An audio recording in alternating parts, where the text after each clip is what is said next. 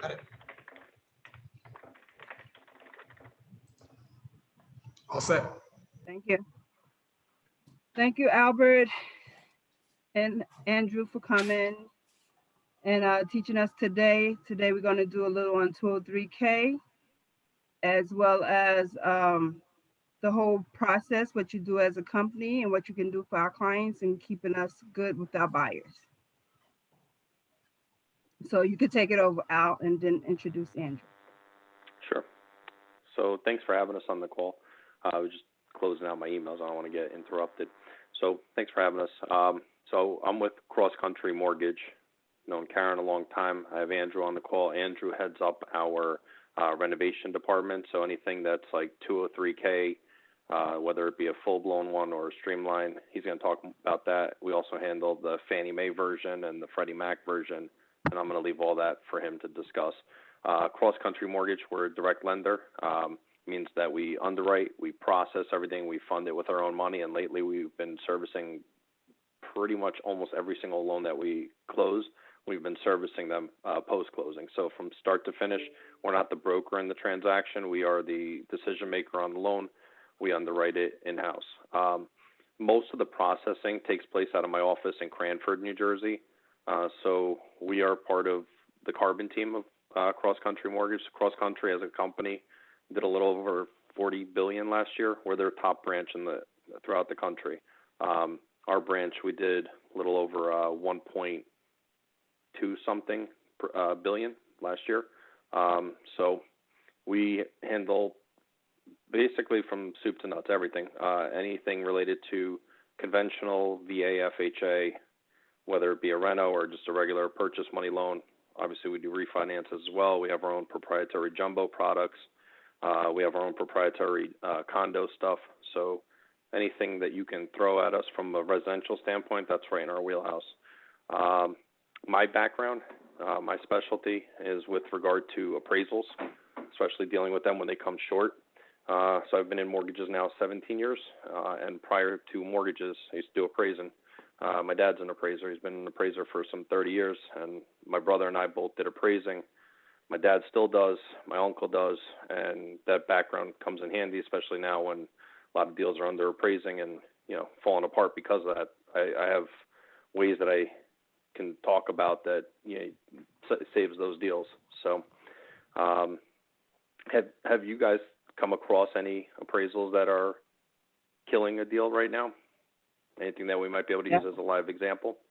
I have one right now in Newark. They waived their mortgage contingency. Oh. And now under appraised. Right. And we're 15,000 short. We got the appraiser to come up 10,000. They did a second appraisal, and he came even shorter than the first appraisal. Always a risk. So we stuck. So I had to go and put it back on the market. Mm-hmm. You're on the sell side? I'm on the seller side, yes. Okay. Is it a conventional deal?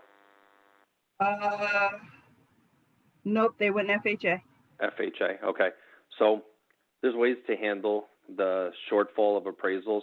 They're more relevant to a conventional loan versus FHA. And when I go over the ins and outs of it, you'll understand why.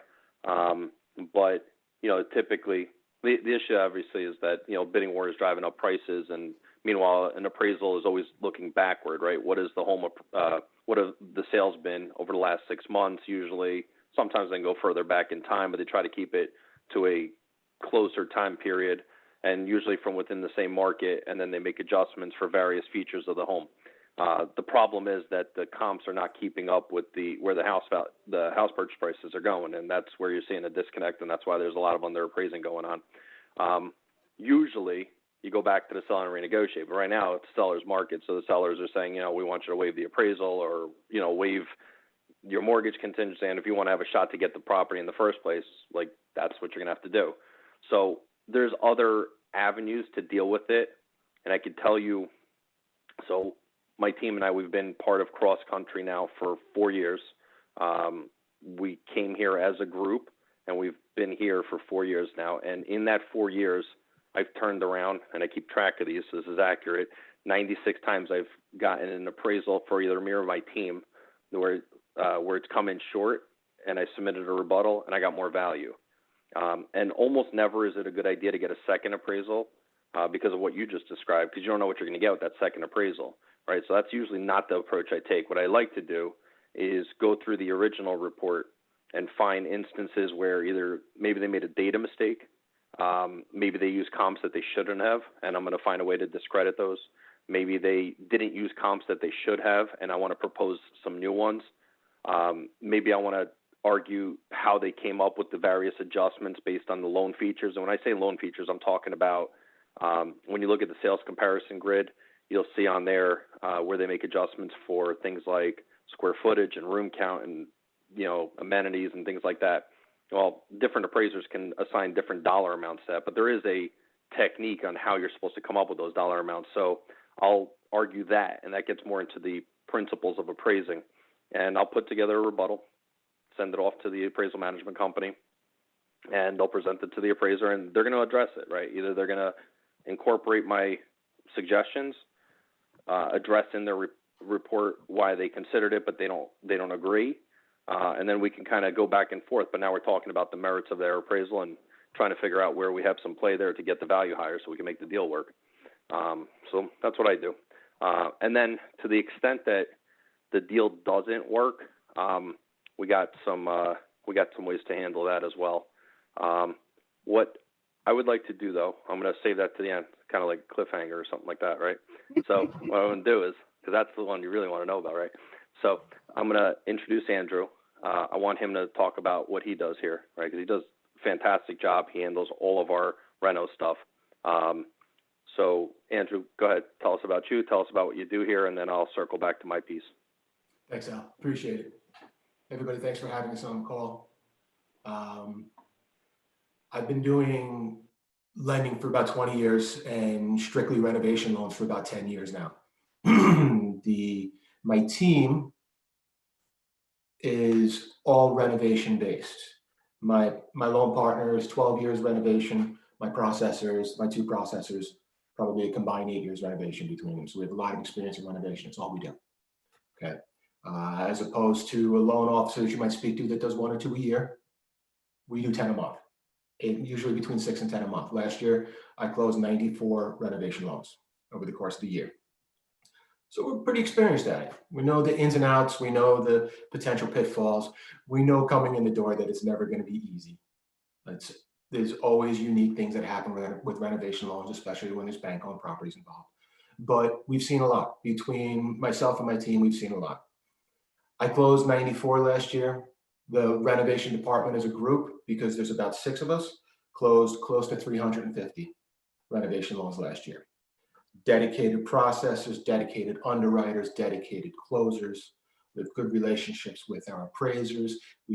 Generally we use a smaller panel of appraisers who are used to doing renovation loans and understand how to value them. Karen, to the house that you were trying to sell. If you had somebody like me and you could call me and say, hey, Andrew, this is a problem, I would say, that's okay. Do a 203K. You can borrow 106.5% of the appraised value. Because they could have closed with a 203K, they could have just bought a new refrigerator. The buyers could have bought a new refrigerator, got 203K and closed that deal. So it's kind of the value added that we would bring to the table. Not just getting your renovation deals closed, because getting renovation deals across the finish line can be a challenge. But since that's what we do, we really kind of take a lot of the struggle out of it that a loan officer that doesn't do much would do. That's just the kind of project this particular house is. It was redone 25 years ago, but it wasn't done pristine. So there's doors missing, there's a deck missing, you know, things like that, FHA come in and be like, no, that's a hazard. Right, that's a renovation gate loan. or something needs to be put up there. So right. If their realtor knew about the 203K program, then that would have been the solution to that. Well, I got it back on the market, so I definitely will be sending Good. by your way. And what you could say is, prime 203, prime renovation candidate, or something like that in the loan. Just need some TLC or something like that, because like you said, Yep, TLC, that's it. Yeah, if it just needs a little bit, you'll get the value that you need, or you'll at least get the appraised value where you can get the loan amount to where it needs to be. Andrew, there's two types of 203K, right? One where you could go a little bit money and less inspectors, and one where you go over a certain amount. Sure. Can you talk about that, please? Of course. So you have the 203K limited, which used to be known as the streamline. And then you have the 203K standard. 203K limited is up to about $30,000 in work. You don't need a HUD consultant. The nice thing for the 203K limited is the contractor gets 50% of the money up front and 50% upon completion. The 203K standard is for larger jobs, really any size job. I have 2 in the pipeline right now that the project is over $300,000, let alone the purchase price of the house. So they're for much larger jobs. You bring a HUD consultant into the mix for a few reasons. One, it's a lot of money. You want to make sure there's an uninterested third-party professional to review the work and make sure that the work is done when the contractor calls for pay. Okay.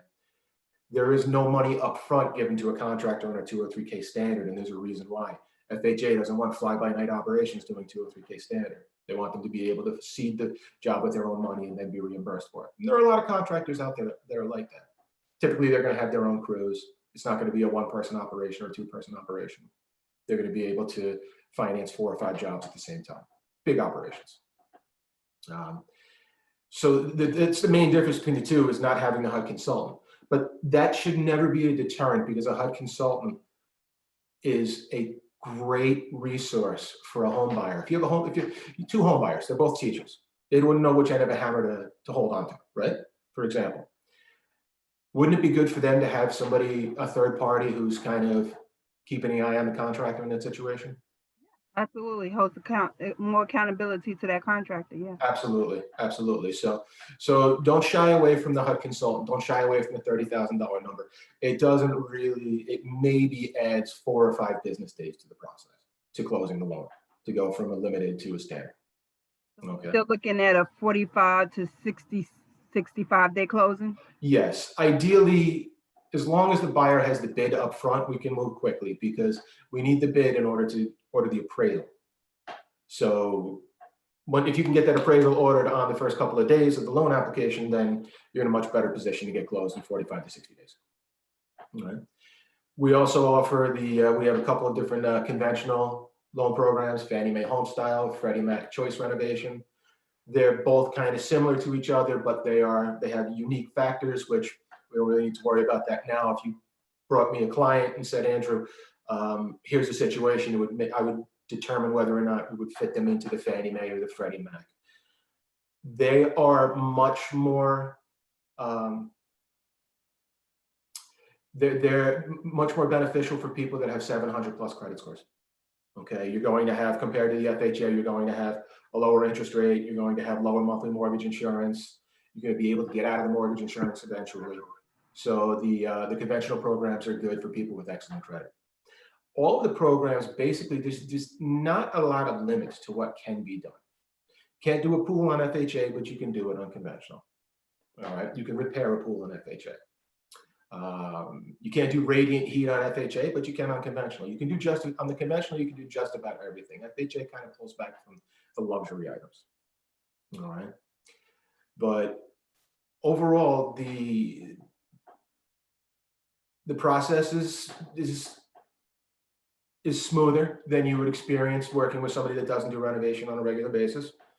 Cross Country is dedicated to expanding the renovation department. We just hired another 4 or 5 people. We're not going anywhere. And we have a lot of experience combined and individually to get renovation loans done. And we'll also, because I could sit here and talk about it forever, but eventually you start getting into the minutia. When we're working together and we're going through the process, I'm keeping you involved, letting you know, here's where we are. We're having a challenge with this. Things are running smoothly. We'll always keep you in the loop to let you know what's going on, keep you updated on everything. I got a question. This could be for you, Al, or you, Andrew. Jersey City, being in a city, there's a lot of oil tanks. How do that affect us trying to win these bids? Accepting an oil tank, can that be thrown under the 203K? Will the bank allow that, or what is your professional stand on that? Al, you want to step in? I just want to clarify your question. So having an oil tank doesn't preclude you from getting a loan. You can still get a loan on a house that has an oil tank. If the appraiser goes out there and notices that there's some kind of contamination or leaking or something like that, that's a different story. But the presence of an oil tank doesn't mean you can't get a loan. Were you asking the question in the regard of if you have an oil tank and let's say you want to convert to gas, is that something that could be picked up by rehab loan? That Absolutely. and the fact if we say as is, because we waive an appraisal or we waive an inspection issues, and we say, okay, we'll take the oil tank with the responsibility, will the bank allow the buyer to assume that and throw it either under a 203K loan if it have to be decommissioned? Okay. So, yeah, I mean, as far as being able to do a loan on a house with an oil tank, that's not an issue. We can lend against homes with oil tanks. Now, to Andrew, I'll defer to you on the part about not renovating, but dealing with an oil tank that has an issue, or even converting to gas. Can you cover that? Sure thing. So obviously, when you're dealing with the city, if there is contamination or remediation that needs to be done, there's all types of inspections and prep work that needs to be done in order to do it. We can finance that with the renovation loan in that case. If you have an oil tank that's abandoned because they've already gone to municipal and the appraiser notices it, they may say, get a test. They may say, they may require that it be filled with sand if it's abandoned and there's no issues with regards to the soil or anything like that. But curing oil tank issues is something you can do in a renovation loan. Karen, I think the only consideration that would also have to be considered there is if you have an oil tank, let's say a decommissioned one, you just want to have it removed, you're not really adding value to the home. So I might bring into the question appraised value, right? Because you're adding to the loan amount, right? Because the cost of this project now went up. But meanwhile, it's the removal of a decommissioned tank doesn't really do anything in terms of the value of the home. So theoretically, you may have an appraisal thing there. Right. It's like changing tires on a car. You don't get additional value for changing tires on a car. Yeah. So that's a different topic, but I think that answers your question. One thing that, as I was listening to Andrew talk, and I just wanted to point out, on the conventional programs that we offer, not FHA, the conventional ones, you could also use those on a second home, and you could also use them on an investment single-family home to do a rental loan. So something to keep in mind. If you got a client who's looking to do a single-family investment property and wants money to buy and money to fix, you could do that using the conventional product. You know what you can also do with the conventional product is you can build an accessory dwelling unit on your property.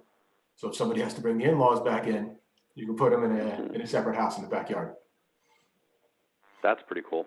203K. That's pretty cool. Well, not a 203K, but with borrowing money to do the renovation. Right. Well, 203K, you can do an accessory, but it has to be attached to the existing.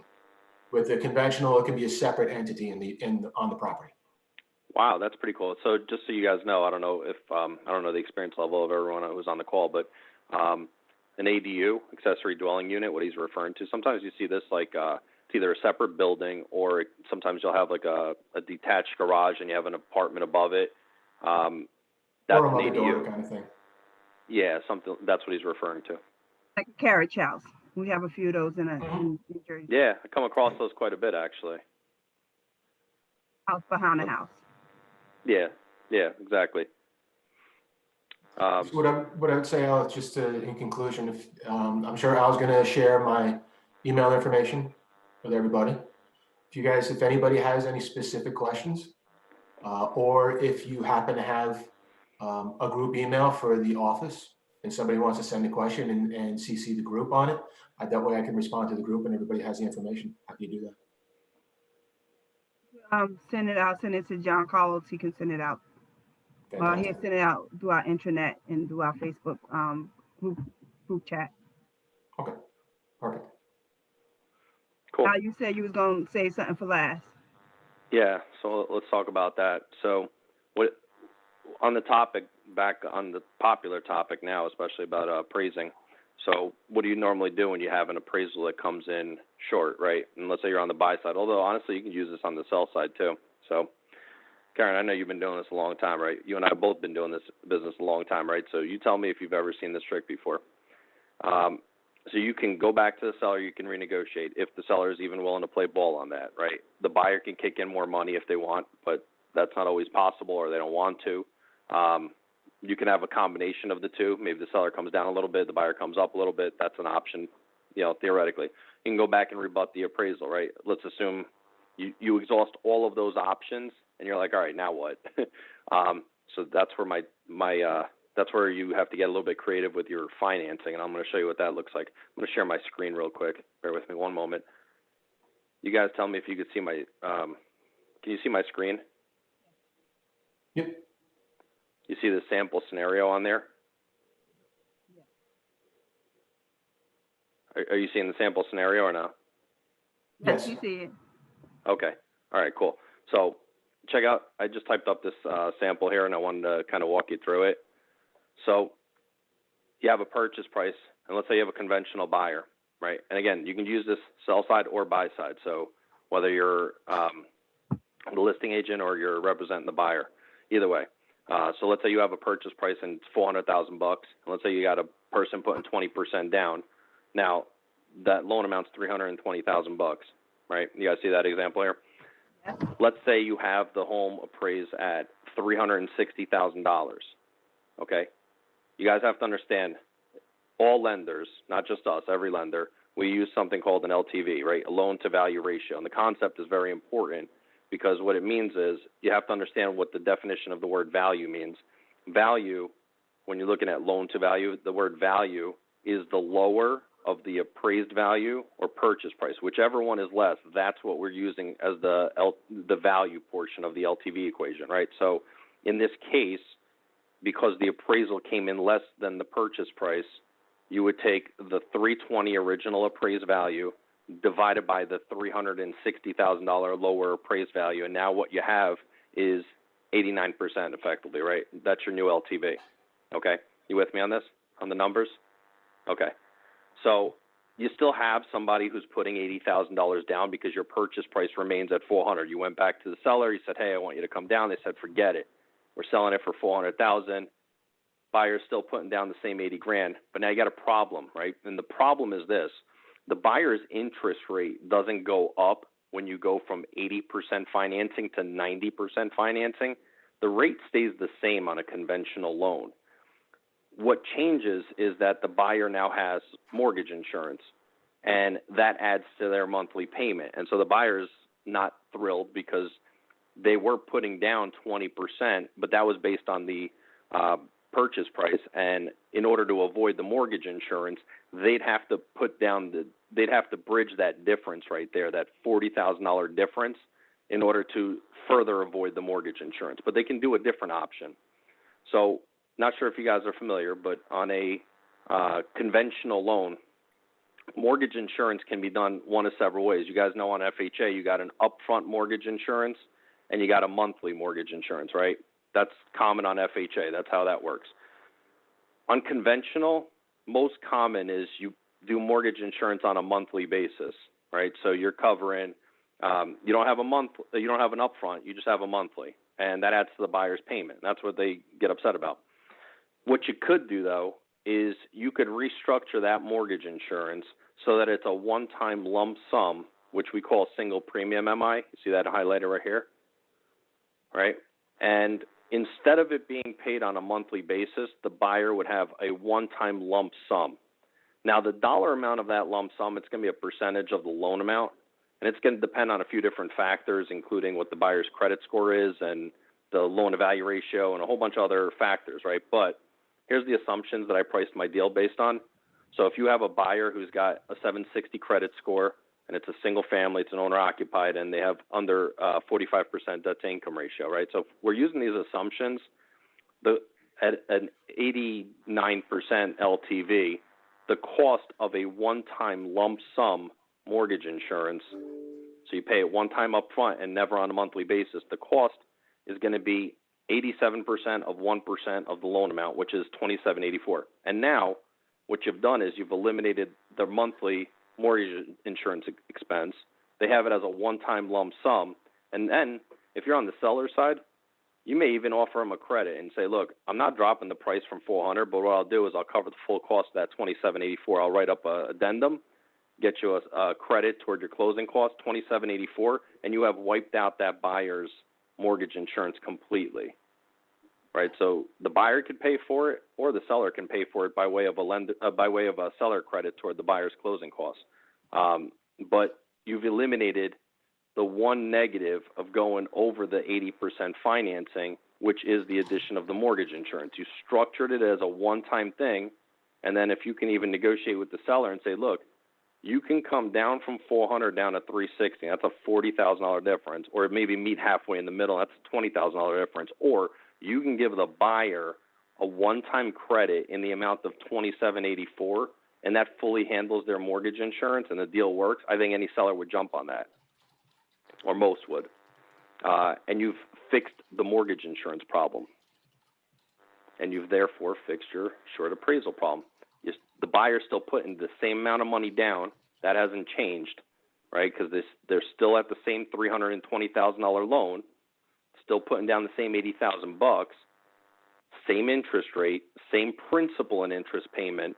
So none of that has changed, and you've now fixed the one thing that did change, which was getting rid of the mortgage insurance. And if you can get the seller to cover it, that's even cooler.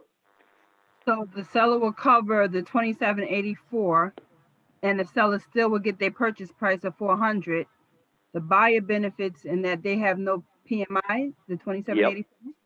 Yep. So their monthly mortgage is less than what they would have been, and it's Their monthly mortgage is exactly what it would have been from the beginning, minus the PMI.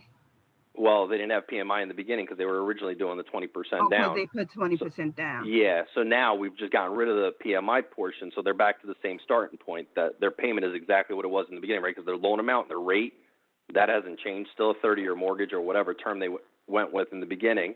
So none of that has changed, and the only part that would have changed is the PMI, and we just got rid of that.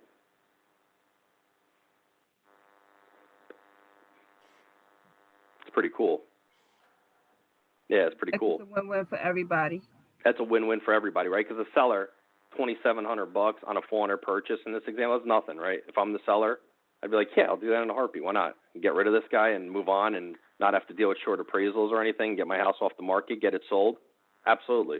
Sign me up, right? So you just do a contract addendum. Seller's offering a credit to the buyer toward cost of $2,800. Now, I do want to impress upon you that $2,700, it is based on a percentage of the loan amount, and that percentage is completely driven by the buyer's qualifications. So if the buyer has lousier credit, or let's say they have a higher debt-to-income ratio, or certain factors in my assumptions are different, that percentage may be higher, okay? So I just want to be clear about that. It's not always going to be 0.87 of 1%, but regardless, even if that number was like, let's say 1.25% of the loan amount, still it's a no-brainer for the seller. And I can always price that out, right? I can always tell you, okay, I just need to understand what the buyer's qualifications are. I'll price out how much that cost of the single premium MI is, and then we can, all right, now we can go back to the seller and present that as an option, and you'll have the exact dollar amount based on that buyer's qualifications. It could be on a 2-family, 3-family. Do it have to be just on a 1-family owner-occupied, or? Okay, so that gets into a different question about LTVs, right? Because remember, this has to do with conventional financing, not FHA. So on a conventional loan, you can do a 2-family up to 85% financing. So yeah, theoretically, you can do it so long as your LTV does not exceed 85. On a 3 or 4 family home, as of today, I can technically finance them at 95% financing as a conventional loan, but that's an income restricted program, and that program is going away effective April 1st. So I don't really want to talk too much about it because it's not going to exist in a couple months. It's going to be in the window and out. Yeah, exactly. So theoretically, for all practical purposes, this would really only apply on a 1-family or a condo, and for a 2-family, but only up to an 85% financing. In other words, I couldn't do a 90 LTV on a 2-family and use this because you can't go to a 90 LTV with Fannie or Freddie on a 2-fam.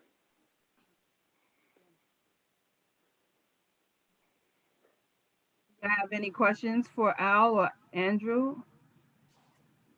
We'll be working with buyers. We constantly working with buyers. And part of the buying process is getting the mortgage through. They got between the two of them over 30 years experience. So ask your questions. That's what I bring them on for.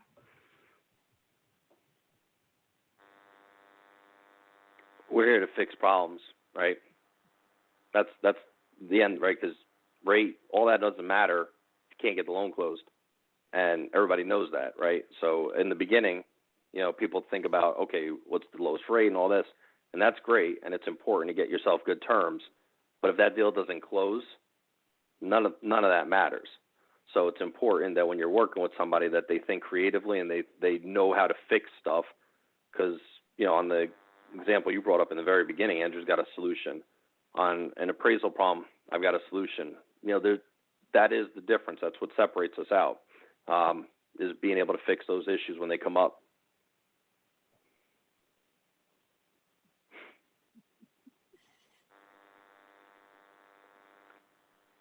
Okay. You guys have Thank you both for coming.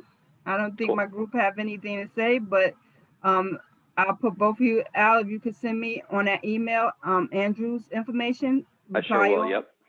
So we have both your information and we'll get out to the group. And, you know, as we moving along in our careers, we have options. You got it. All right, cool. I'm going to send that out to you shortly. To show the scary houses, because Andrew could fix the scary houses and make them more pretty. All children is what I do. Cool. Thank All you, right. guys. I appreciate it. Good to see you guys. I'll see you. Thanks so much. Bye-bye. Bye. Okay, so today we are going to do buyer paperwork. Goes right in hand with making sure that we get our clients pre-approved before we step out the door, before we get in our car, before we move in the snow. We need to make sure that these people are approved because you don't want to waste your time. You don't want to waste their time. Time is money. So let's go into our buyer process. I'm going to share my screen.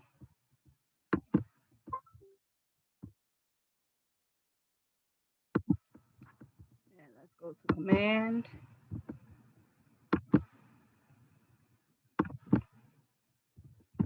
And today I'm going to do a buyer that I'm working on. I'm back in. They fooled me. Can everybody hear me good? All right. Go back with the buyer. Working on him.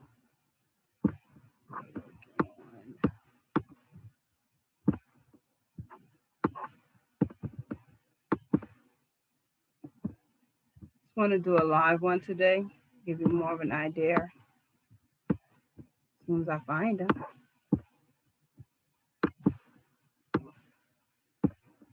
Maybe you can cultivate.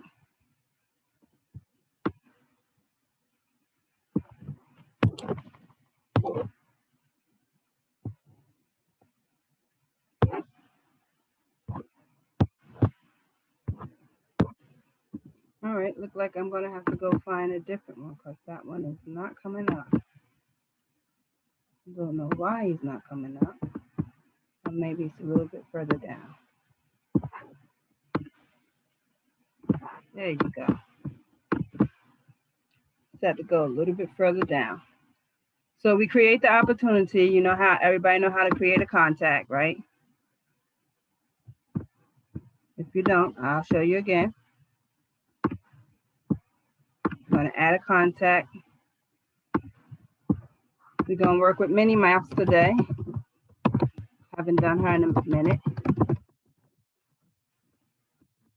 Email address.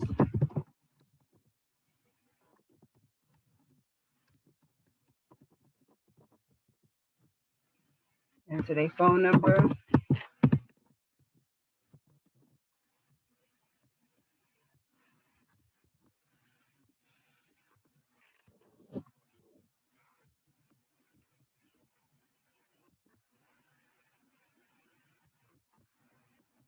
Mark as a lead.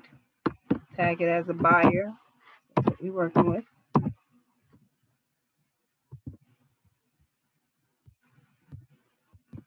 And create. It's simple. 3 little things: their name, email address, their phone number. Every buyer that you get, you should start logging into your system. You just need those 3 things. If you don't have their email address and you just have their phone number, put their phone number.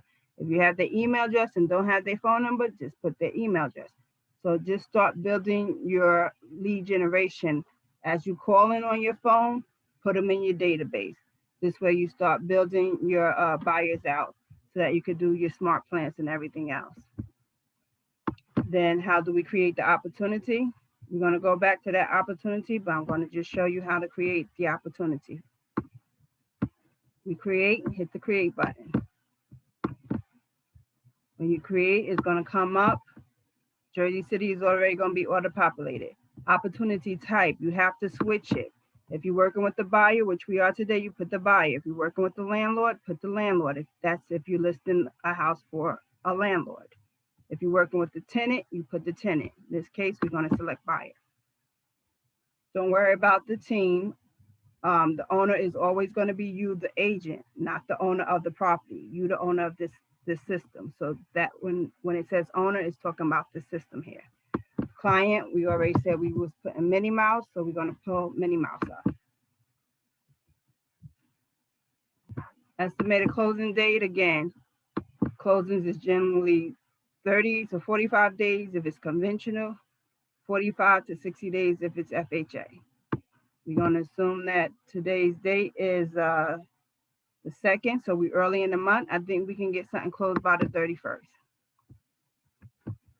So your time frame is going to be within 1 to 3 months generally.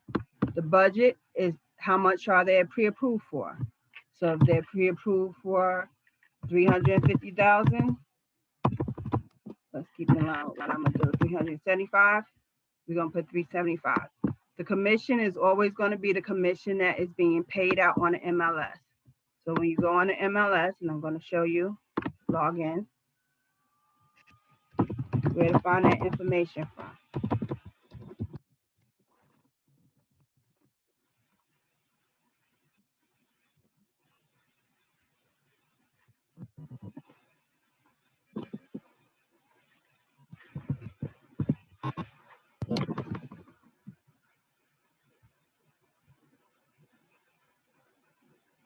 So you can search up here for address that you're going to look for. A few different ways you can search and find the property you want, and it'll come up. You can go back to home and you can search over here on the side.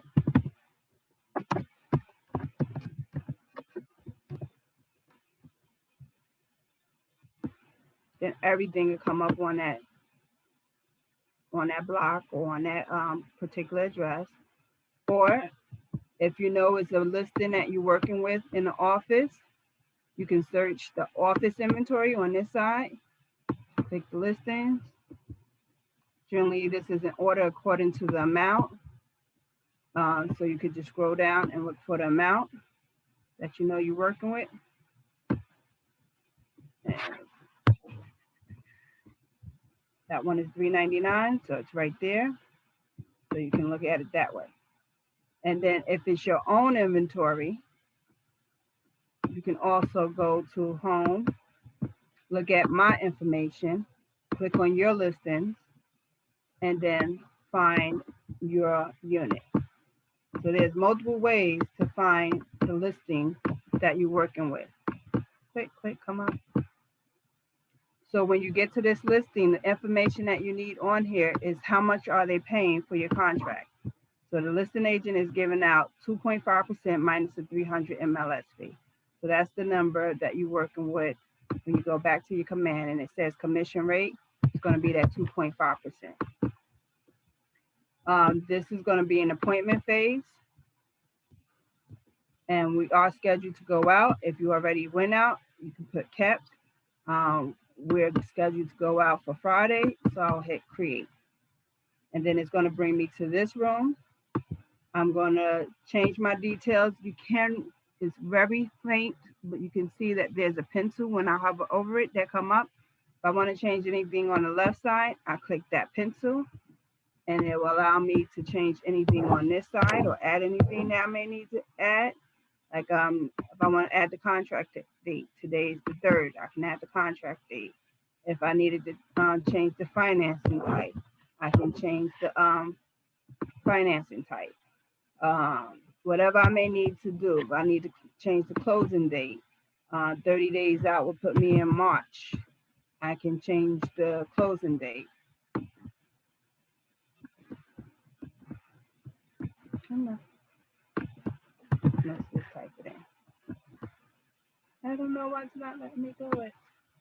Oh, because it want me to take it from here. So I have to put the closing date, I'll put on the 5th. And then make sure you hit your save to save those changes. On the right side, where it says property, there's another little pencil. You want to click that pencil, and that's going to allow you to put the address of the property that you're writing up the contract for. And as you type in, you're going to see the property address is going to come up. You select it, that's the one you want. If there's an apartment number, you put the apartment number on line 2, where it says apartment address line 2. And make sure you hit save. Now my details on this page is saved. If for any reason I don't need this opportunity, I can always get rid of it by clicking on lost opportunity and saving it. I don't want to lose it right now. So I'm just going to not click on that. Make sure that's not clicked. All right, it's not clicked. All right, so from there, I want to go to my documents, because now I want to put my documents based on that detail. And I need to start a transaction. So in order for me to start a transaction, once I click on it, unless you're paying for .loop, we are in DocuSign now. So make sure you click on DocuSign. Now, if it's your first time signing into DocuSign, it's going to come up where you're going to have to put your NARS number in and select the realtor board that you're associated with, which is the New Jersey NJAR, New Jersey Association of Realtors. And that's going to bring all your documents for NJAR up for you to be able to fill out.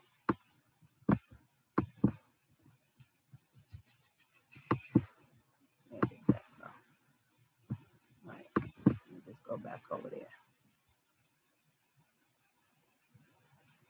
So when I come to the room, I want to make sure I go to the details. And I want to complete and edit everything here on this side for details. I have everything on my left side, such as the currency. We always in United States dollars. Anything that I need to fill in, the property address that I'm working with.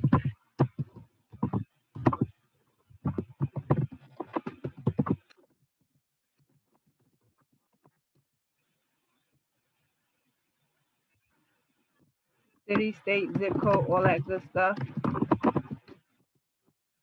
The county.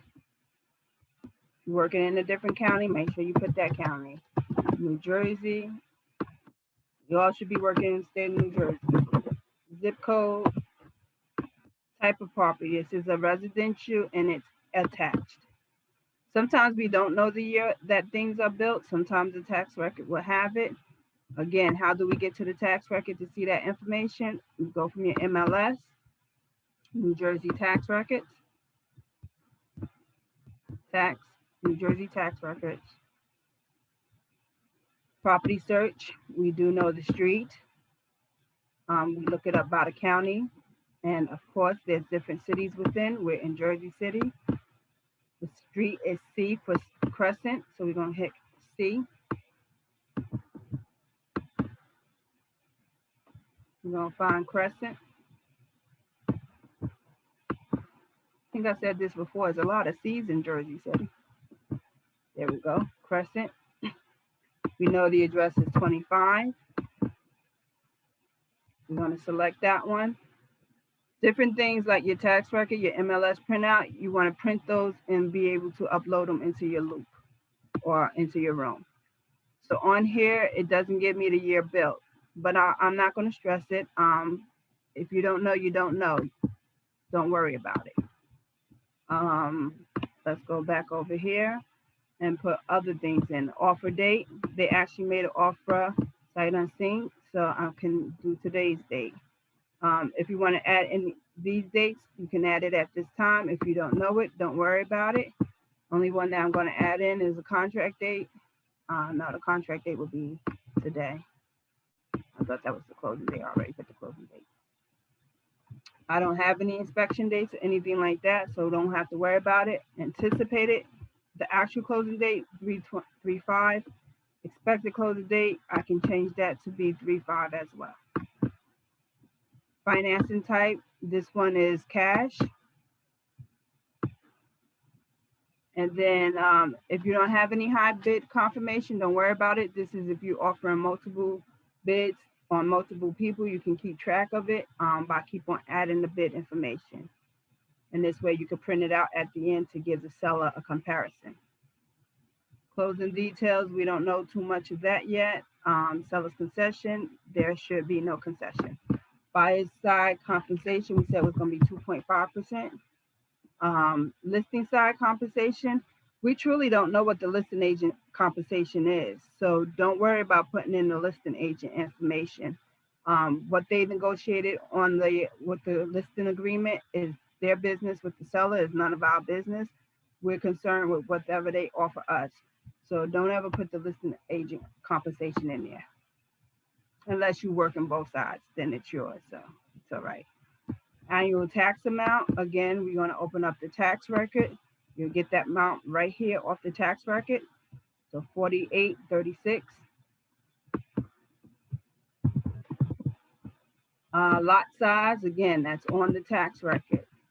14.33 by 71.89. I'm just going to see that.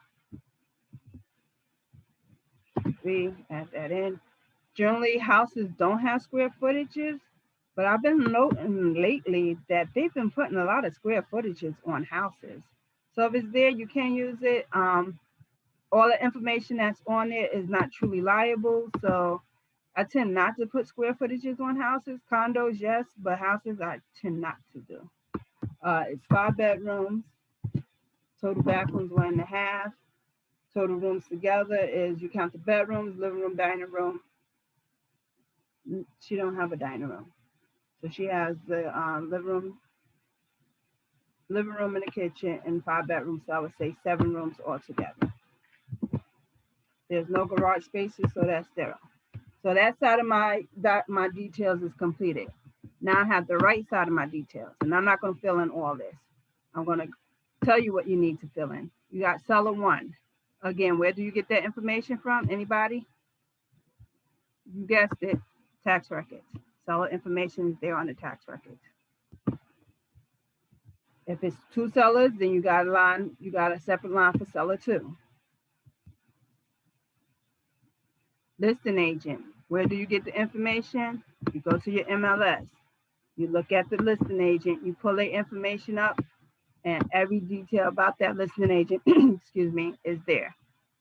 You can copy and paste. You can print it. You can go back and forth title, but all the listing agent information put there so that's complete.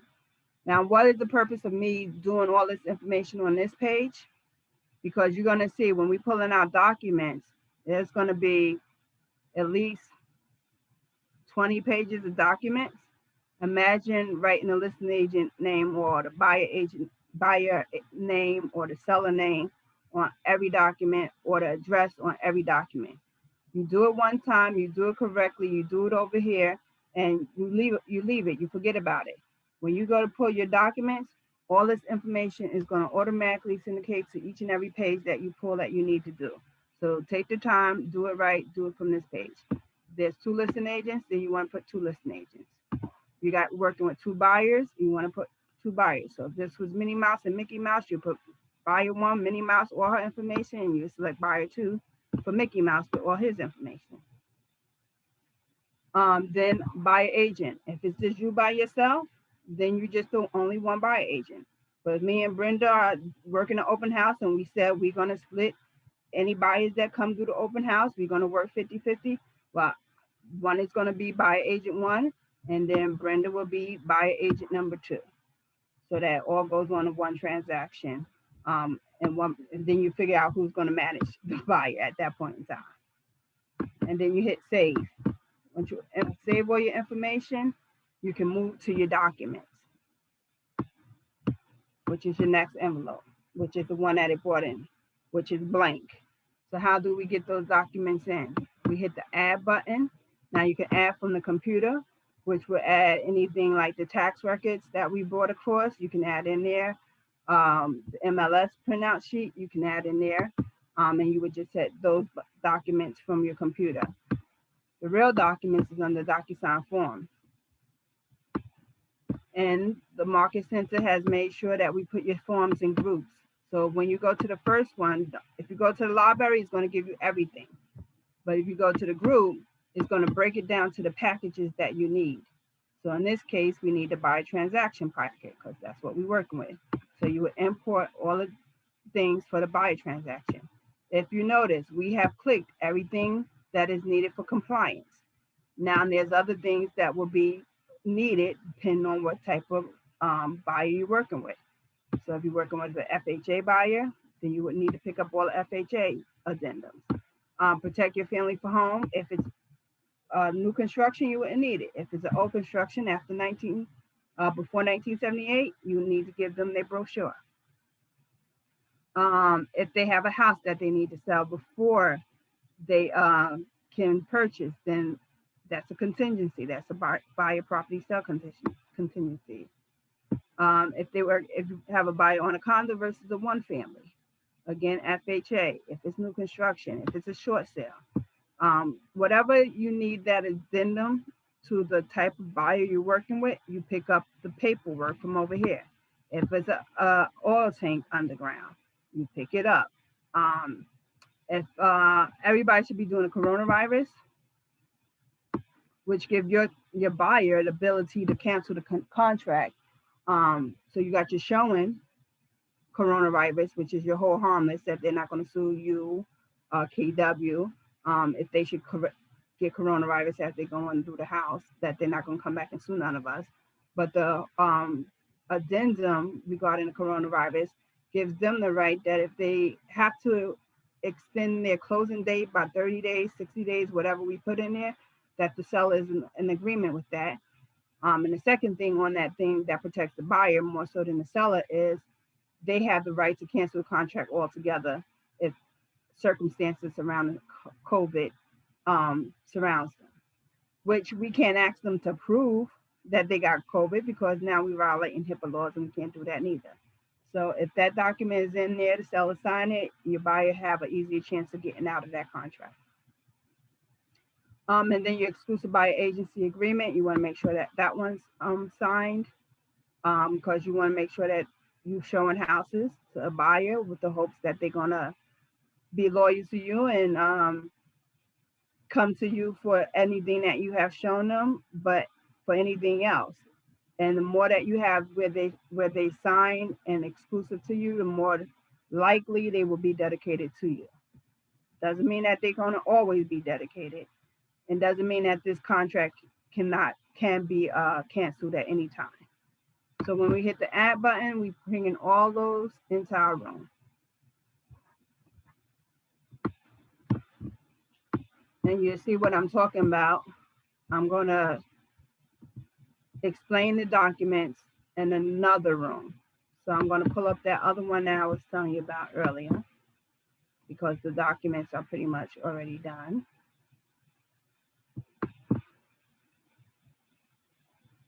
And I don't have to fill in, which will take more time from us. One buyer is not listed. So remember, your top is for your sellers, which is your listers. I want the bottom one, which is my buyers.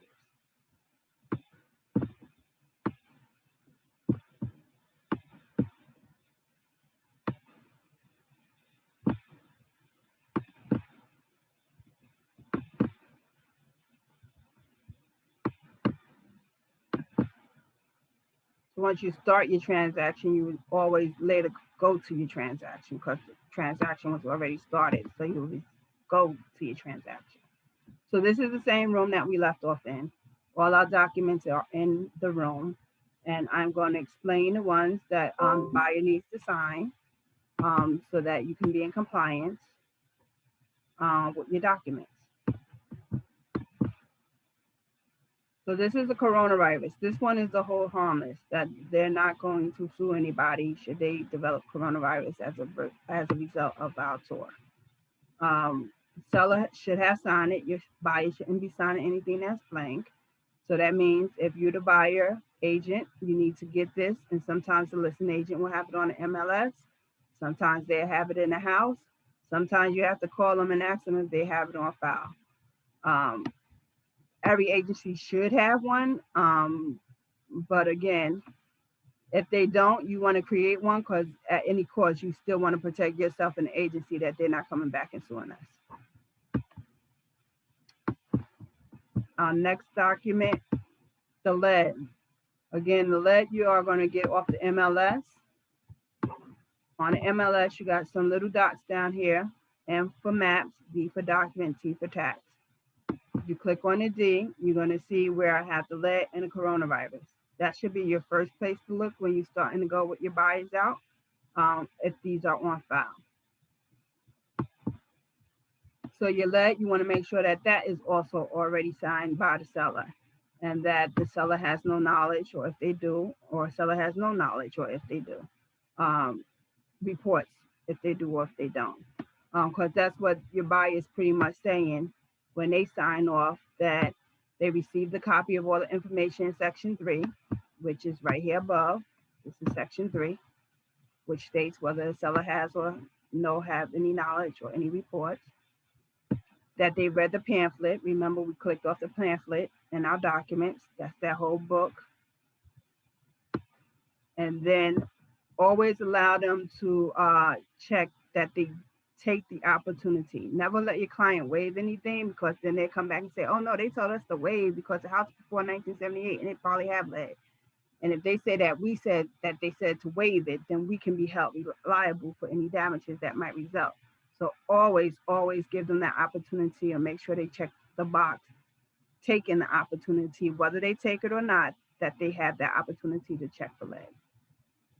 And then they will sign, and then as the buyer's agent, you also have to sign. Any questions on the lead? That's a $10,000 fine. Also, if it's not uploaded in the MLS when you represent the seller, the MLS will fine you $50. We got our first fine for 2020 in the office, which is 10, and everybody else after that is going to be 50.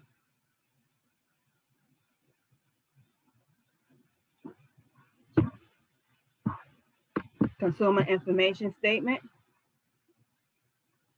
Really, everybody know and understand the importance of this document as well. Anytime you're speaking of real estate, you need to present this. In this case, I'm working as a buyer agent and disclosed dual agent if the opportunity arises. In this case, I'm representing both the seller and the buyer. It's my listing, so I'm always going to be a disclosed dual agent. If it's a KW listing in Jersey City or Bayonne, we are automatically disclosed dual agents. If it's a KW anywhere else, we're not disclosed dual agents, even though we all KW, because each office is independently ran. So our office, those are 2 offices that's under us, so that's not independent, we're together. Anyone else is independent, so we'll be a buyer's agent only. The difference between a buyer agent and the disclosed dual agent is the amount of you can say and what you can disclose and how much you do talking. As a buyer agent, any material defects toward that property that you know must be disclosed to the next buyer, and so on. If you don't know, you don't know. But if you know and you don't say, not only you as the agent can become liable, the brokerage can become liable. Best thing is to make sure that sellers are starting to complete sellers disclosures. However, it's not mandatory in the state of New Jersey. But to protect you as an agent, to protect your business, to protect the agency, to protect my broker license, it would be very wise to get a seller's disclosure on file, so that takes some of that liability off of us. But as a buyer's agent, again, you become just if you're a buyer, strictly a buyer agent working for the buyer, everything and anything is fair game. The listing agent give you any information, you can disclose that to the buyer as your will. But if you're a disclosed dual agent, and even as the listing agent yourself working with the buyer, if there's certain things that you know, you cannot disclose it. Only thing that you can disclose is any material defects to the property. So if they told you, yeah, the roof leaked 10 years ago, they had it fixed, guess what? I have to disclose, yeah, the roof leaked 10 years ago. But if they're getting a divorce, that's none of the buyer's business. Understand the difference? Okay. Make sure this little line where it says Karen Cole Sims, make sure that is signed by you, your name is in there. Otherwise, compliance will kick it out. Just for that little name. I was like, I didn't even see that lane. I kept doing that when I first started. I was like, I didn't even see that. Your commission bill. I generally don't talk about the commission bill, but once we come out of attorney review, you should just go ahead on and complete that. The address, city, state, zip code, the buyer, the seller, the sale price, the commission amount. In this case, is going to be 6% and 6% of 375. You would do, I'm just going to do the actual math.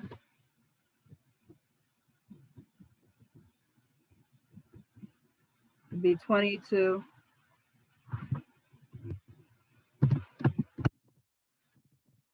$500.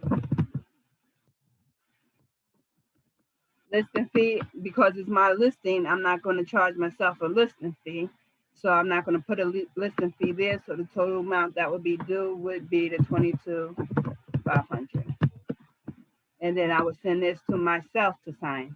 You don't have to send it to me, your broker to sign. You sign your commission statement.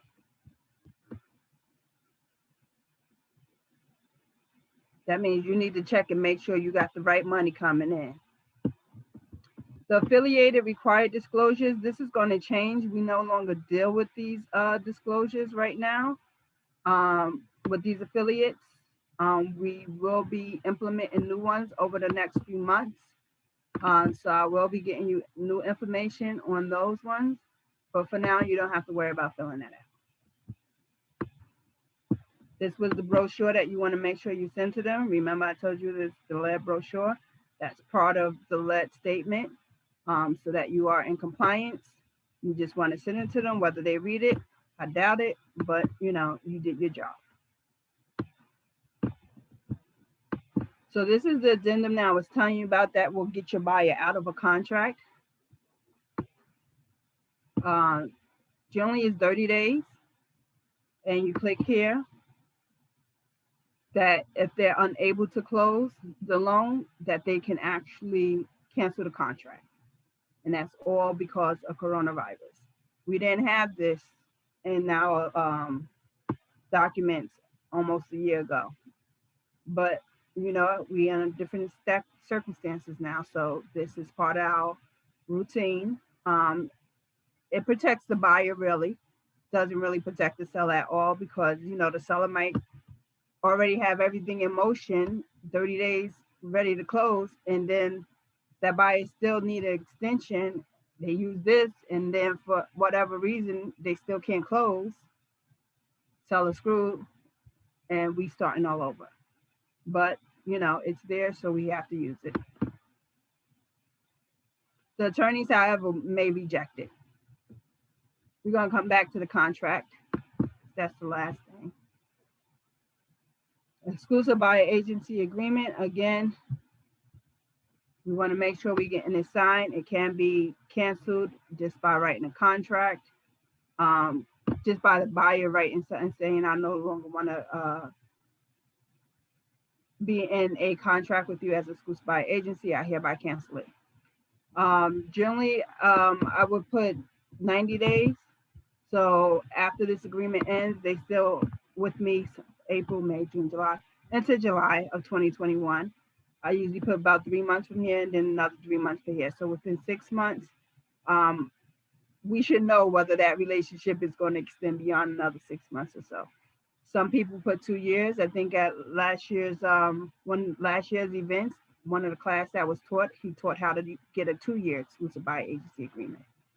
Some agents do 1 year. I think after 6 months, if I'm not working and gelling with you, you can go on about your merry way. On here, pretty much your information by information. If they have another relationship, you as the agent, KWF is the brokerage. You list the time. This is the day it starts. And then on the 29th day of April 2021, which is about 3 months, it will expire. They will pay my broker fee of 2.5%. Now, some people use 3%, and some people go with their buyers that this is a 3% commission. My commission is 3%. If the seller only pay me 2.5%, you're going to pay the difference of the 0.5% at closing, point period. That's my fee. So it's all in how you use the exclusive buyer agency agreement. Honestly, I usually go by whatever's on the MLS. I never really go to 3%, but I should start going to 3% because that's how you give yourself a pay increase. Make them pay for it. But if you do it for one, you got to stay consistent for everybody. So you can't do it for this one and not for that one. You got to stay consistent. So generally 2.5% is what the MLS pay out. I stay consistent with the 2.5%. Any questions on that one? Okay. Next document is informed consent to do an agency. Just like the seller have to give you permission to be a disclosed dual agent, the buyer also needs to give you permission that you can represent them and a seller. Again, your information will go here, and you see how all the documents come with the information already filled in. You do it once, you do it right, all your documents will come in, so it's not as hard. You're just going in, filling in any other blanks that are missing. But for the most part on here, you're not doing anything but getting it signed.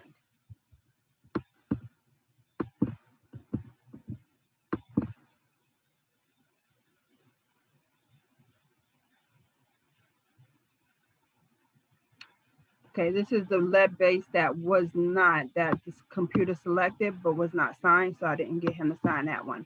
I made him sign the one that was already signed. And the same with the hold harmless. This is the one that the computer generates and pull in.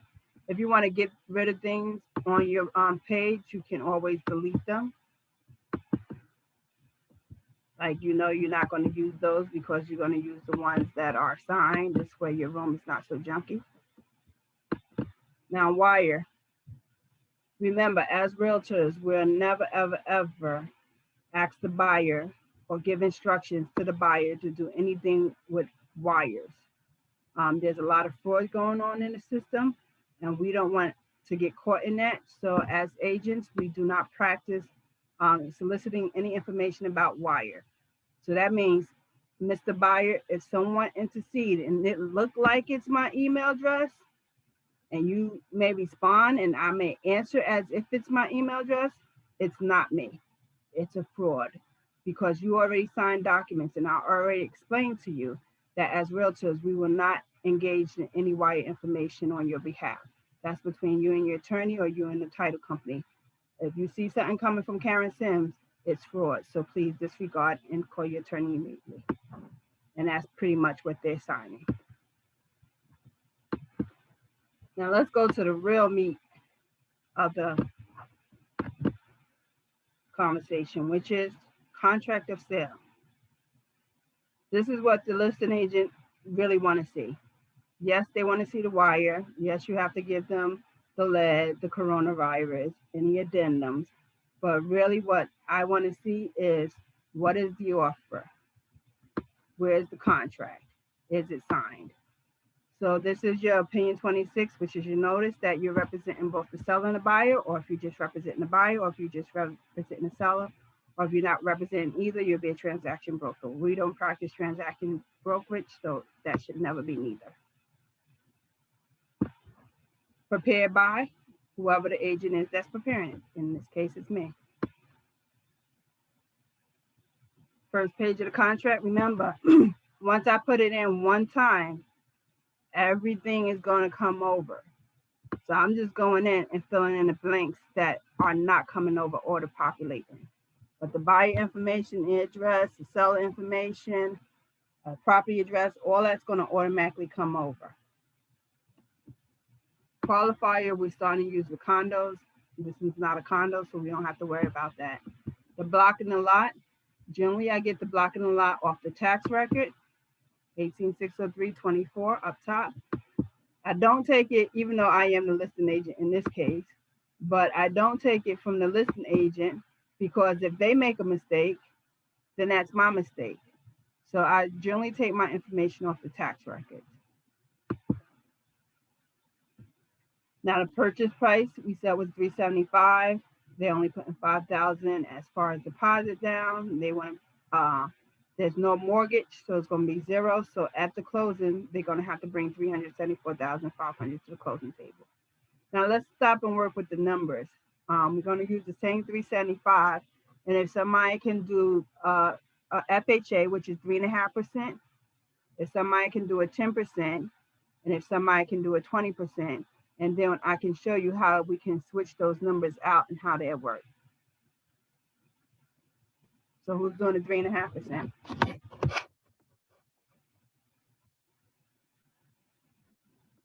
Because it's only going to work, guys, if y'all know the numbers, and then you're not going to have to call me. But if you don't know how to do the numbers, you're going to be calling me. So let's take a scenario so that we can work it out so that you know how to put these numbers in.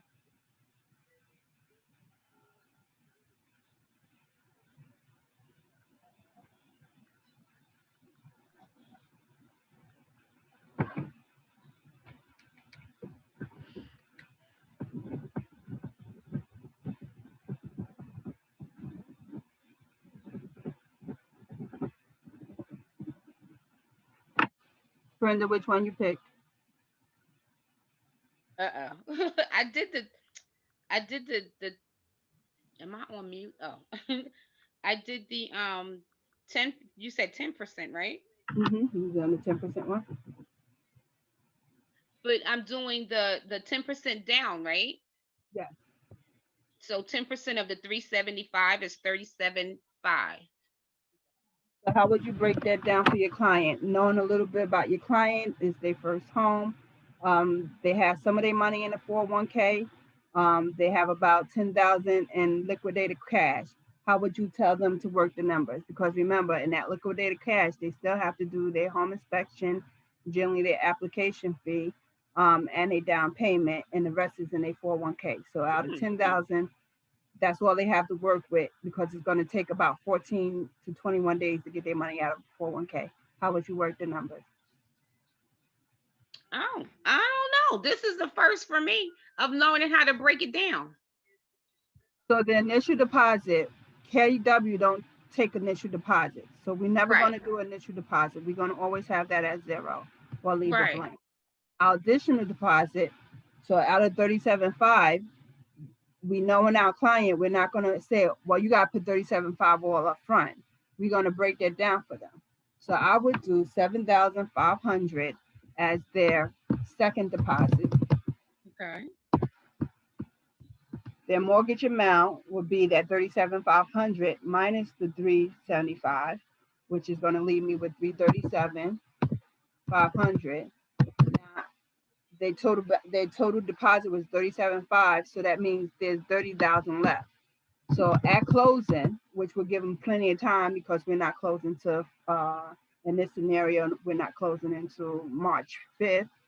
So that's going to give them enough time to get that rest of the money out of their 401k that they have to get.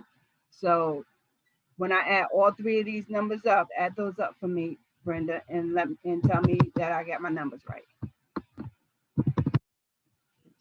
75, 33.75. Oh, I did something wrong. Wait. Hold up. I did something wrong. 33.7. Okay, I did it right. 33. Okay, there's another zero. And then 30,000? But remember, they told deposit was 37,500.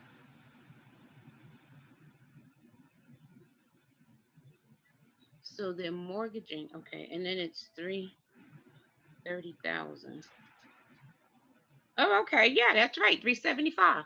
75. So long as my numbers here match up to that first line, I know I did my numbers right for the buyer. Because trust me, they're gonna add up and say, okay, that is not 375. What numbers you got? So you want to make sure you double check your numbers, use a calculator, Yes. so that you make sure that you have your numbers right. So when you present your contract to your buyer, it's in line with what they're supposed to be paying. So, And that makes it balanced for them. sorry, what was the first line? So initial deposit, we always leave blank, and then additional deposit, what is that percentage? 7,500? Not a percentage. It's just Oh, a down. It's just a 7,500 that they can pull up front out of their 10% okay, because they're only working with 10,000. Now, okay, if I was in a bidding war and I know I had liquid 40,000 and I wanted to win this house and I didn't have nothing else to work with, like I'm not waiving my appraisal, I'm not waiving my home inspection, I'm flexible with closing, but what else can I offer the seller? I can offer to put 37,500 up front. So then if we did it that way, this number would become 37,500 and this number would become 0. And when you add those two together, what will we get? We should still get the 330, the 375,000. okay. Thank you. So it's all a matter what situation you in with your buyer, how you want to position these amounts. And you got to discuss these amounts with them because maybe they don't have it. They have it, but it might not be liquidated. So you want to see where they are, because everybody don't have 40,000 just lying in the account. It's in some type of account, perhaps that need to be liquidated, whether that's a stock money account or 401k or a thrift, whatever they may have their money tied with. It might be out of the country sometimes. Okay. Okay. Anybody want to try the FHA with 3.5% down because now the numbers get a little screwy because you're using 0.5%. Wait, I have a question, Karen. So when you do, so if they're working with the 10,000, would you ask them how much are they looking to put down, or do you suggest to them to put the 7,500 down? But you have to have a conversation with them on how much cash they have liquid, so Okay. that you can help them make that decision how much they want to put down. Okay. And then if you know that there's multiple bids and you know you need to position them to be strong, then you need to have that honest conversation. Listen, we're FHA and we only have this amount, so I would suggest you do this. Okay. Or I know you do 10%, but I'm pretty sure 20%'s out of there. So in order for us to look more attractive at 10%, we need to put this up, our down payment up front. Your security is secure. They're not just going to lose that 37,500. Right. But they got their mortgage contingency, they got their appraisal contingency, so they're going to have those contingencies that allowed them to back up. And guess what? If you did the right thing, they got your coronavirus waiver where they can back out. If something really seriously should happen that Right. they can't. So that 37.5 is protected. It's just a matter of it's not collecting interest in their own account. Gotcha. Yep. All right. But it makes them look better when they're trying to go up. So you have to know your client. You have to have those open conversations as to how we're going to structure it. Yes. Okay. Gotcha. Thank you. Everybody think they're okay with numbers and balancing them out, or do you need to do another one? You said there was one with like 0.5% or something, right? That's the FHA, 3.5%. It's working with less money. So we did 3.5%. We're looking at 13,125. So in that case, I would break it down for my client to make sure that they have at least 3,125 in their bank, and the 10,000 at closing. And then the amount that they will be actually taking for a mortgage from the bank would be 361,875. Now, if I knew that there was a bidding war then I might go a little bit, instead of 3,000, I might say, well, can y'all do like 8,000 up front? Or can you do 5,000 up front? So it all depends on what your client have, what they have liquid, if they in a bidding war, and how you can work the numbers that they're happy that it's going to win the war. But that's how it would work the FHA. We all good with that? Okay, let's keep moving because I got about 10 minutes left before I have to hop on another meeting. Initial deposit, again, it's NA because we didn't do an initial deposit. Additional deposit, I put 10 days after attorney review, because sometimes attorney review is supposed to only last 3 days. Sometimes if you're in a bidding war, you can submit your contract up front and get out of attorney review within a day or two. That's even better. But a lot of times, attorney review go in 5, 6, 7, 8, 9, 10, 11, 12. We don't know. So we put it's going to be due, today's what, the 3rd, and we say it's going to be due 13th, and we don't even come out the attorney review until the 12th. Now your client is scrambling and trying to make sure that they get that money to get in there. So if you put 10 days after AR's attorney review, that pretty much leaves it safe. If you do collect a deposit up front, you need to know who that seller's attorney or that buyer's attorney is, so that you can make that deposit payable to that attorney. Don't ever make no deposit payable to KWJC. We do not take no escrow deposits. Don't do it. All right. Then you need to know if you're working with VA, FHA, conventional. We just talked about 203Ks or other. In this case, other is cash. So there's no terms for the mortgage with cash. There's no terms for the year payment. Most are 30 years mortgage terms, 30-year mortgage, and more paid on a 30-year term pays. Their 30-year payment schedule. So 30 and 30 is going to go in those columns. Okay, let's see. The mortgage commitment. Again, there's no cash, so there's no mortgage commitment. But generally, a mortgage commitment you can get in 30 days. The moment you get out of attorney review, you want to make sure that that contract is in the mortgage lender hands so that they can start their job, so that you can stay on pace with the dates that things are due. So 30 days from today, if this wasn't cash, by March 3rd, I would have that buyer's mortgage commitment. When can we close? Generally, closing is 45 to 60 days if it's FHA, 30 to 45 if it's conventional. Cash anywhere from 2 weeks to 1 month. In this case, I put 3-5, but I put 30 days after attorney review. Because again, we haven't gotten an attorney review yet. So that 5th is going to be more days now.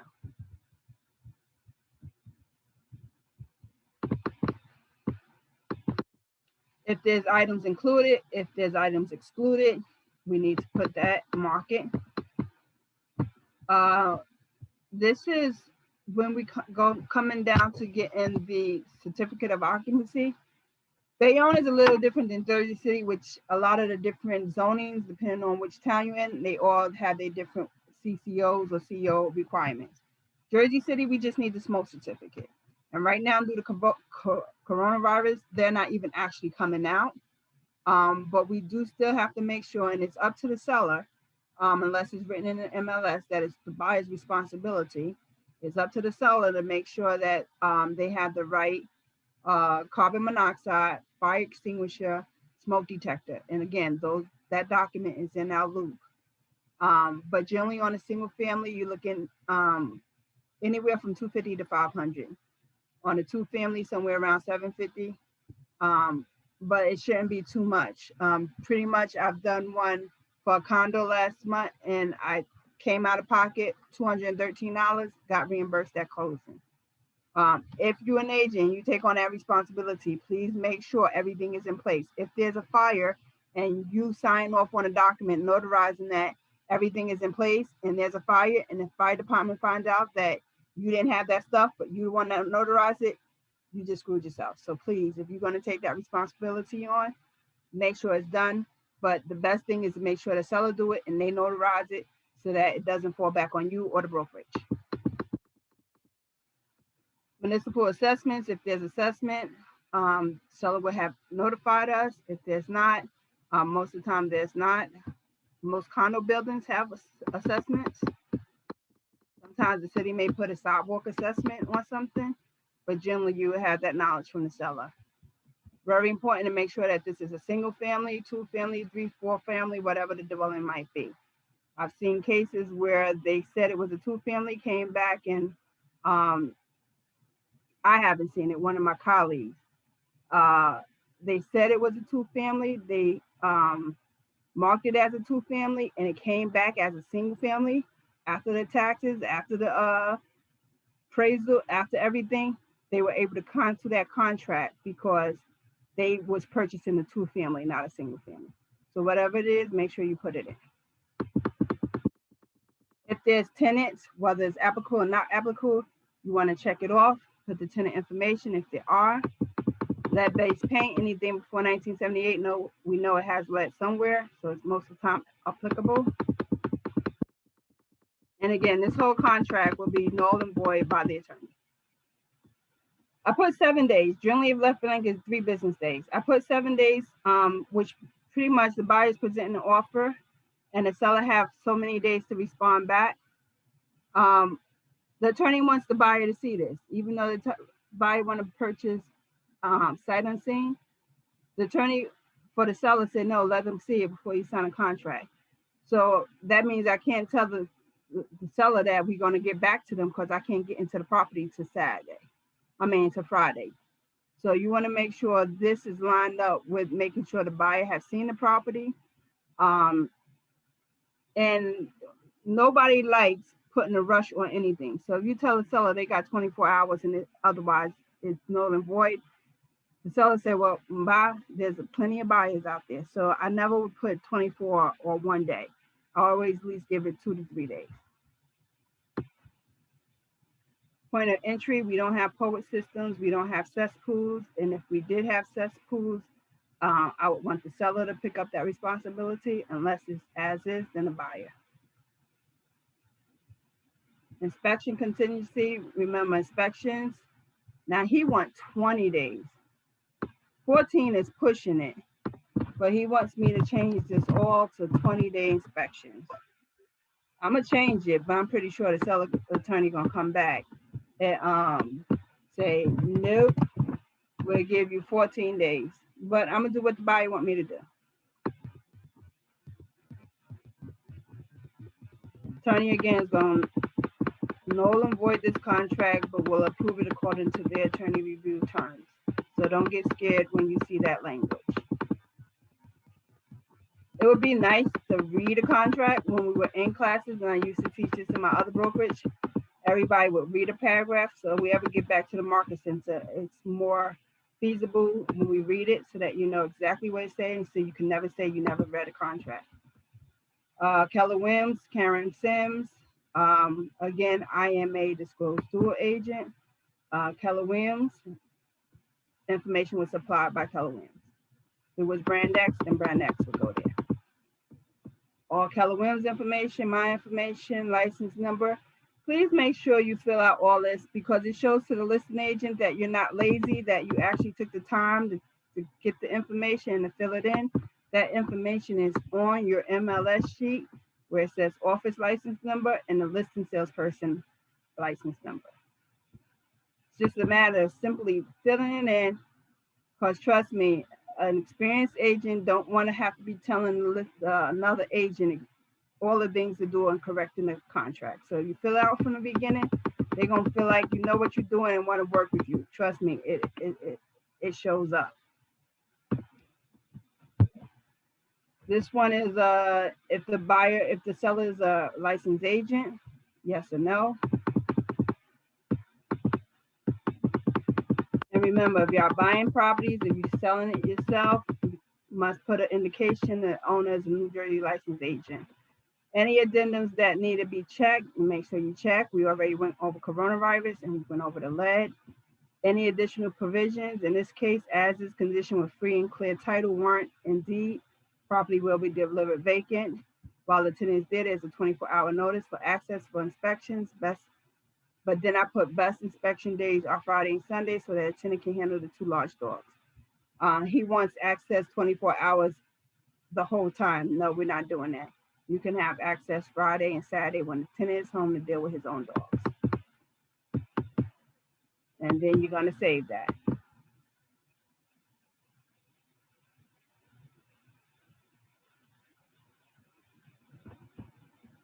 Now, once you save it, it's a matter of importing everything, selecting what you need. I'm going to select all real quick. Hitting the edit button to create an envelope because now you want to send your documents to get signed. I'm not going to send them. I'm just going to create an envelope. I'll avoid it later.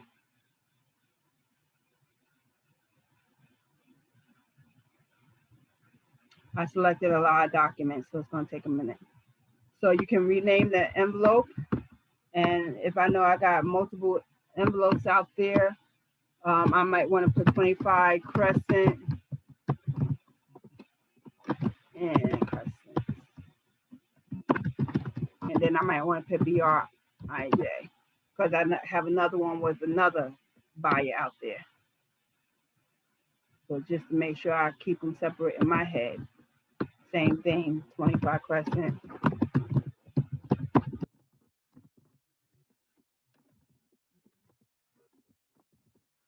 And then I want to address them a little message, whatever.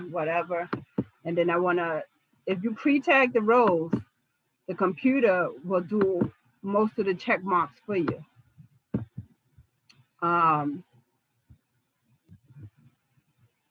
You would put Raymond, and if you put you as the buyer agent,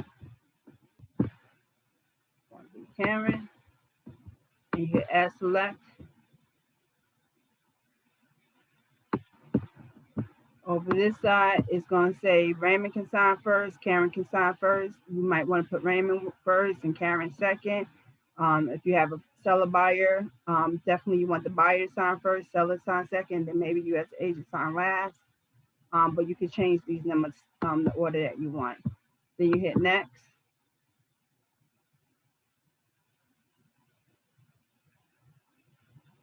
And it's going to put X's on everything that it needs, except for the pages that you import, you're going to have to put your own signatures in. So this was one that we imported. So I'm going to have to put the buyer information in. And the way you do that, you go select the buyer, pick up his initials, drop. Pick up the initial, drop. It's very simple. It's just a matter of knowing how to do it. Again, pick up the initial, drop. Pick up the signature, drop. Now remember, when you do a signature, you also need to do the date. You have to wait a little bit. Pick up the date, drop. I need to sign. Switch it back to myself. Pick up myself. Pick up. Come on. Drop. Pick up my date. Drop. Now, the items that the computer brought in, they will automatically put it for you when you do pre-tag. Items that I bring in, I have to put in. You see how the computer already pre-tagged some of them. So if you do the pre-tag ones, it saves you a little bit of work, especially when you get to the contract and you have that contract that have all those initials. It puts the initials, the whole contract through. You see the blue going all the way through? And it puts the signatures at the end. You just want to make sure that the computer picked up all the signatures that needed to be picked up and all the initials. And then you will hit send. In this case, I'm not going to hit send because I don't want him to get this just yet. But that's pretty much how you do it. Now remember, there's one more thing. Once you finish all your loops, once you get back all your signatures, you want to make sure that you put your documents in. So on the contract, you want to make sure once they come back that you add each and every field that needs to be filled in, each and every document. They're going to come from DocuSign, and then you're going to see one that is signed, one that is not signed. So you want to make sure you pick up the ones that's signed. I haven't sent any to be signed, so it's nothing to be signed yet, but you want to pick up the one that's, it say contract of sale PDF signed. So you want to make sure you pick that one up, assign it to your loop, and once you assign it, you can hit submit to commission once you get all your stuff in. So anything that's required have to go in. Anything that's conditional is an option. You want to do that for each one of your oops, where you at? Each one of your fields. So you have under contract and you have closed. If you're the listing agent, you're going to have listing, under contract, and closed. And again, commission statement, listing report, HUD, commission statement, all that, any crucial information from emails. If you're referring anything, all that go under the closed part. So you got two things when you're working with the buyer: under contract, closed. Both of them you would hit submit to MC, and then they will go to compliance. Compliance is either going to approve or disapprove. If they disapprove, you're going to get a little red bell, and you're going to be able to see, okay, what didn't get approved, what's the note, and fix the problem. Once you come out of attorney review, that's when you submit your offer and your commission, once you're out of attorney review. So that's another class. I have to jump off to try to catch JD right now, but I'll try to get that in and say one of my transactions so I can show you how to create the offer and the commission for next class, whatever that would be. Okay? Any questions? I didn't hear you, Brenda. You was on mute. I was just saying that was good. That was good. I have no questions. All right. Well, y'all know how to catch me. Email, text, Facebook. I'm all around. Awesome. Thank you, Karen. Thank you, Karen. I'm so appreciative for that little nugget too that I got with the doing the numbers. So that was No good. problem. Yes, thank you. Thank you. I'll talk to y'all later. Bye-bye. All right, everybody have a good day. You too. Bye.